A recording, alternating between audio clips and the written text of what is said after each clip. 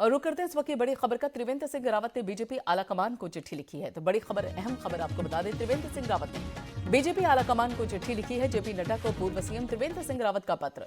BJP आलाकमान से चुनाव नहीं लड़ाने का अनुरोध किया है। मैं चुनाव नहीं लड़ना चाहता, ये कहना है त्रिवेंद्र सिंह रावत का।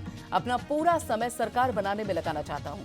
तो बड़ी खबर बता दें आपको, अहम खबर, जेपी नड्डा को बाकायदा त्रिवेंद्र सिंह रावत ने पत्र लिखा है। बीजेपी आलाकमान से चुनाव नहीं लड़ाने का अनुरोध किया है। मैं चुनाव नहीं लड़ना चाहता हूं, त्रिवेंद्र सिंह रावत का सीधे सीधे ये बयान सामने आया है। पत्र लिखा है उन्होंने, अपना पूरा समय सरकार बनाने में लगाना चाहता हूं। तो अहम खबर, बड़ी खबर आपको बता दें, त्रिवेंद्र सिंह रावत है, उनका खत सामने आया और बताया जा रहा है कि त्रिवेंद्र सिंह रावत ने बीजेपी आलाकमान को बाकायदा चिट्ठी लिखी है और उस चिट्ठी में जिक्र किया है कि वो चुनाव नहीं लड़ना चाहते हैं।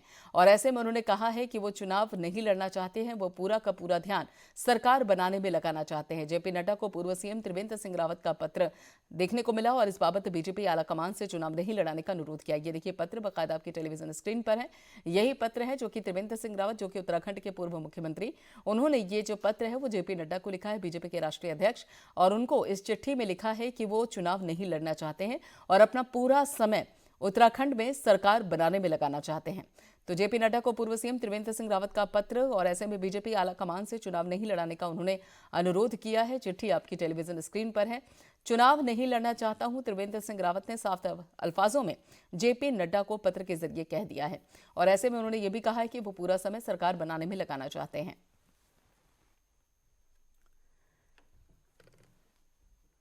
तो यहां पर अहम और बड़ी खबर सामने आ रही है और बताया जा रहा है कि उत्तराखंड के पूर्व मुख्यमंत्री त्रिवेंद्र सिंह रावत, उन्होंने साफ तौर पे चिट्ठी लिखी और वो चिट्ठी हम आपको आपकी टेलीविजन स्क्रीन पर दिखा भी रहे हैं। चुनाव नहीं लड़ना चाहते हैं, ये पत्र लिखकर त्रिवेंद्र सिंह रावत ने जेपी नड्डा, जो कि बीजेपी के राष्ट्रीय अध्यक्ष हैं, उनको कहा है। और ये भी साथ ही उन्होंने ये बोला कि उनका पूरा समय वो सरकार बनाने में ही लगाना चाहते हैं।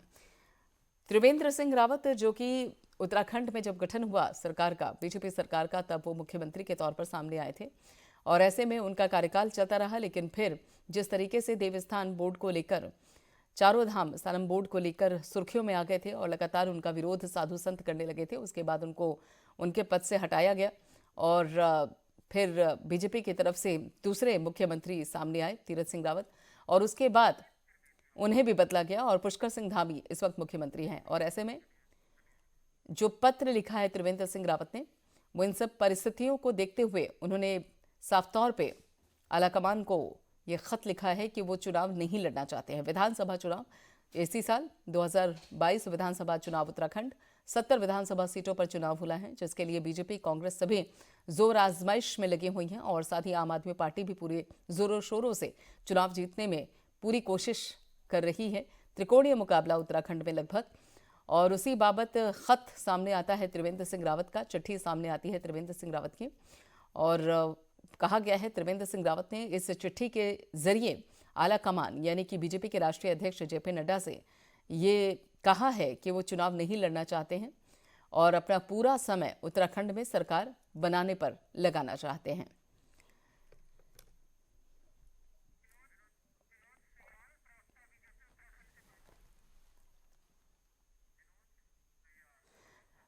विनोद सुयाल, जो कि प्रवक्ता हैं बीजेपी के, वो हमारे साथ जुड़ चुके हैं। विनोद जी, यहाँ पर त्रिवेंद्र सिंह रावत सत्ता में रहे, सरकार उन्होंने चलाई, लेकिन बाद में उनको उनकी जगह से हटा दिया गया, मुख्यमंत्री की कुर्सी से हटा दिया गया और अब उनका खत सामने आया है कि वो चुनाव नहीं लड़ना चाहते।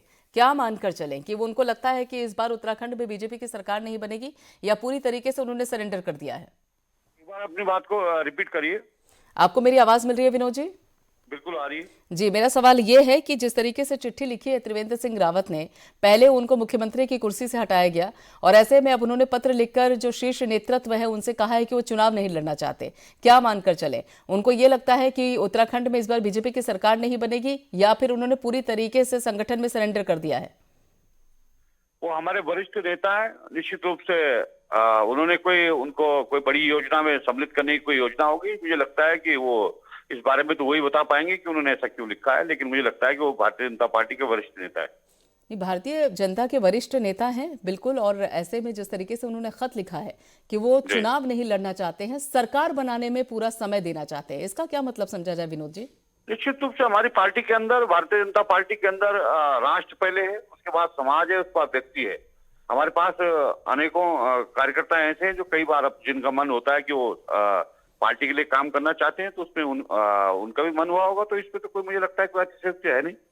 विनोद जी, देखिए ये इतनी आसानी से ये मुद्दा, जिस तरीके से आप बिल्कुल इसको कह रहे हैं कि ये कोई मुद्दा नहीं है, लेकिन विपक्ष तो इसको मुद्दा बनाएगा, क्योंकि त्रिवेंद्र सिंह रावत जिन्होंने सत्ता में रहे वो मुख्यमंत्री की कुर्सी पर बने रहे और कई सारे उन्होंने काम भी किए। हालांकि उसके बाद उनको मुख्यमंत्री पद से हटा दिया गया। आप भले ही इसको बिल्कुल लाइट लें, लेकिन आपको लगता है कि विपक्ष इस मसले को उतना ही। हमारी पार्टी का जन्म ही त्याग, तपस्या और बलिदान के लिए हुआ है। हमारी पार्टी का जब निर्माण हुआ है तो उस पार्टी का निर्माण कोई सत्ता प्राप्ति के लिए नहीं हुआ है। हमारी पार्टी का निर्माण देश, समाज और राष्ट्र के निर्माण के लिए हुआ है। मुझे लगता है कि हमारी पार्टी के नेताओं या कार्यकर्ताओं या उनके द्वारा कुछ कहना, मुझे लगता है कोई बहुत बड़ा विषय नहीं। देखिए बहुत बड़ी चिट्ठी लिखी है उन्होंने विनोद जी, और देखिए उसके बाद उनको बाकायदा जब 2017 में मुख्यमंत्री के लिए चुना जाता है, सत्ता में वो आते हैं और उसके बाद मुख्यमंत्री की कुर्सी पर बैठते हैं, फिर उसके बाद सत्ता भी चलाते हैं, अचानक से हटा दिया जाता है। आपको लगता है कि ये चीज इतनी आसान है, ये चीज इतनी आसान है विनोद जी कि अब वो चुनाव लड़ने से ही मना कर रहे हैं? हमारी पार्टी में कोई भी चीज परंपरागत रूप से नहीं चलती है। हमारी पार्टी में कोई भी पारिवारिक रूप से नहीं चलती है। हमारी पार्टी में जो चाय बनाने वाले प्रधानमंत्री बन जाते हैं, हमारी पार्टी में जो है तो और भी छोटे काम करने वाले पार्टी के मुख्यमंत्री बन जाते हैं। इसलिए हमारी पार्टी में ये जन सामान्य की पार्टी है, कार्यकर्ता आधारित पार्टी है, इसलिए इस पार्टी में सभी संभव है। चलिए ठीक है, यानी कि पार्टी के अंदर सब कुछ संभव है, जिसके चलते यहाँ पर मुख्यमंत्री भी 3 बार बदले जाते हैं। चलिए बहुत बहुत शुक्रिया विनोद जी हमसे जुड़ने के लिए और अपनी बात रखने के लिए।